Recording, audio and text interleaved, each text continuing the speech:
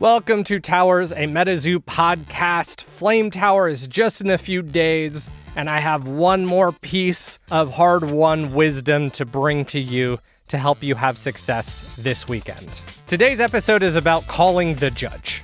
Metazoologists will be roaming the tables throughout the event. You will also have the head metazoologist who serve as stewards over the tournament. And those judges aren't just there for fun. Sure, they'll go around and they'll deck check people randomly, making sure they're in ratios. They'll keep an eye on games and make sure nothing funny is happening. But most importantly, that judge is a resource to you, and you can call them whenever you want. In the middle of a game, in the middle of an action. If you're not clear on something, you can call the judge. And you should. Once again, I'm going to take you back to Earth Tower, where calling the judge saved my hide, and what might have happened if I hadn't. So to get this out of the way really quick, I'm not going to name names in this episode, but I'm going to name teams, mostly because I don't want people assuming that it's a team or a player that it is not. Also because the person who created this team is the one who taught me how to call a judge and give me examples of ways that people cheat, things you should look out for. And also because this team I don't think is currently a thing, or if it is, it's not in the form it was at in the last tower. Just know I'm not doing this to point fingers. Don't work on narrowing this down. It's not the lesson. I just want to make sure you don't think it's a team that it is. But there was a player from GG Unit that I faced day one. Now, I generally have positive feelings about GG Unit. Danzig and Lawrence have always been real ones. I've had a great time with the players I've met, but I ran into some trouble with this player. Seemingly, they did not know a lot of the rules of the game, and they also did a few things that made me nervous, and we're going to go through them here so that you can look out for them while you're at the Flame Tower. And as a last little bit, I don't have any animosity towards this player. I'm all about redemption. I'm all about people learning, but this is a podcast for players, so I got to teach you about an experience you will have with other players. So there were a few things I found with this player. A big one, and where calling the judge came in, was just not knowing how some simple rules worked, in ways that if we had followed his interpretation of the rules, he would have been at an advantage. First scenario. This player did not know how Defender worked, and Defender was very important to me, given that I was playing Armadillo Man. Beasties with Defender have double their normal LP on your opponent's turn. So if a beastie normally has 100 LP and they have Defender on your opponent's turn, they have 200, which is really important. They might be able to survive an attack that would normally destroy them, allowing them to swing back.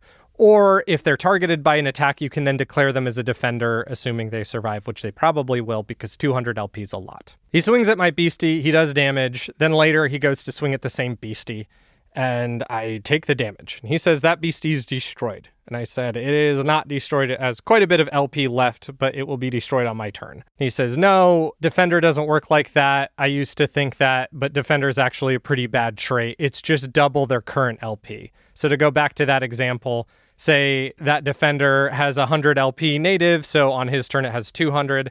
Say it has 80 damage on it, so now it has 20 LP. According to him, on his turn, it's going to have 40 LP. On my turn, it's going to have 20 LP. This is not how Defender works. It is true that according to his interpretation, if that were the case, it would not be a super great trait. And I called the judge. I could have broken out the rule book, but it's just easier for both players to have some authority come in.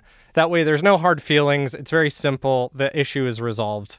And that's what happened. They came over, they looked, they tried to understand the situation. Once they figured out we were talking about Defender, which is a pretty simple trait, they set him right, and my beastie did not die, which was good.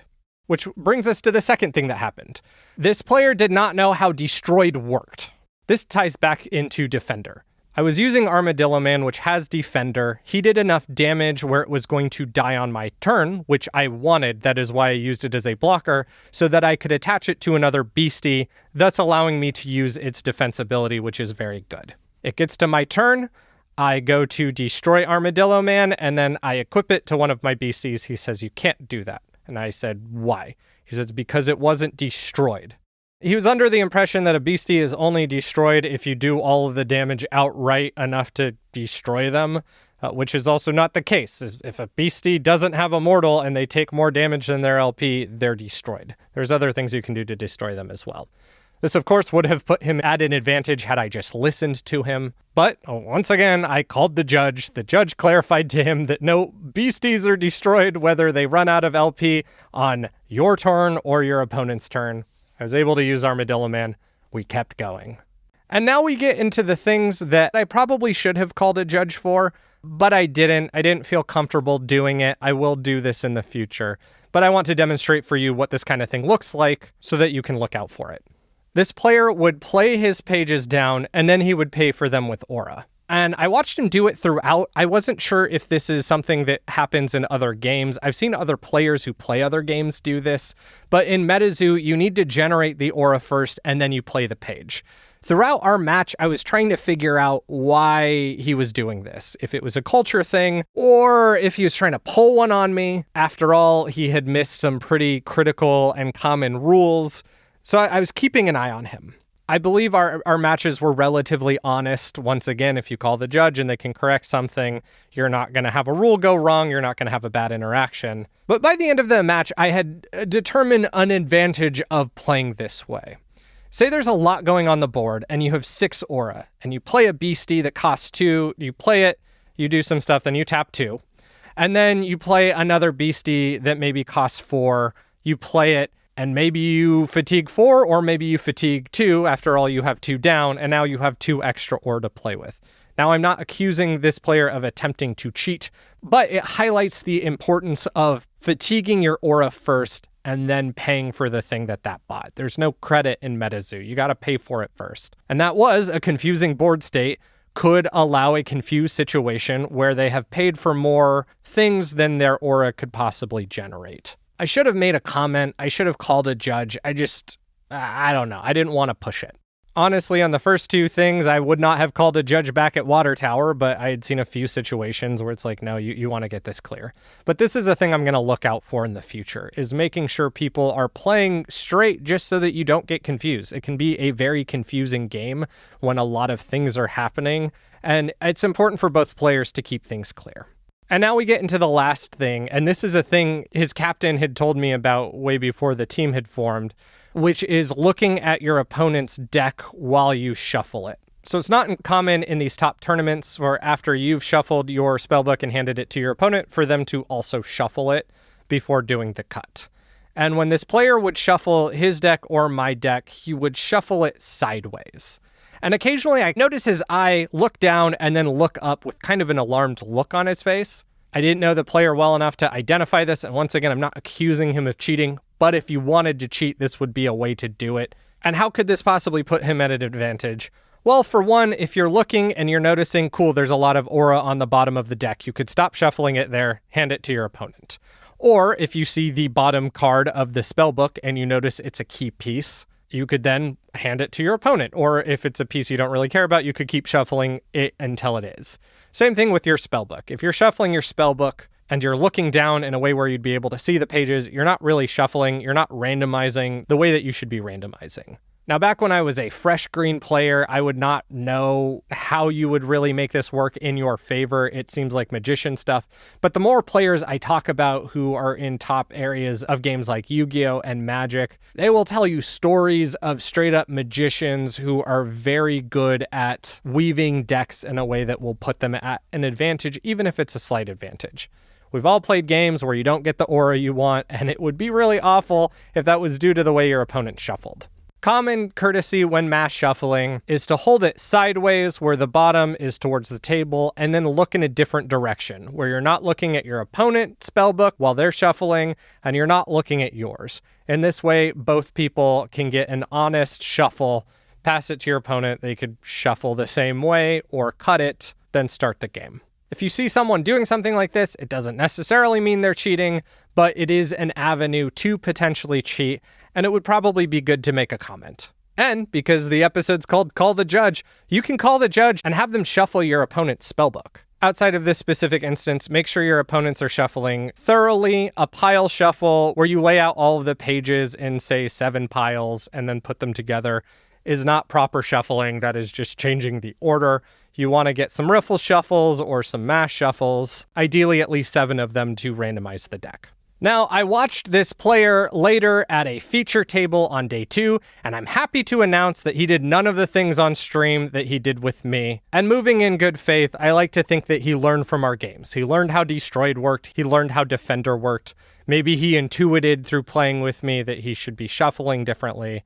Once again, this is not a call out. That's just to mention that this isn't something a lowly player was doing. This is a player who made it really far in day 2.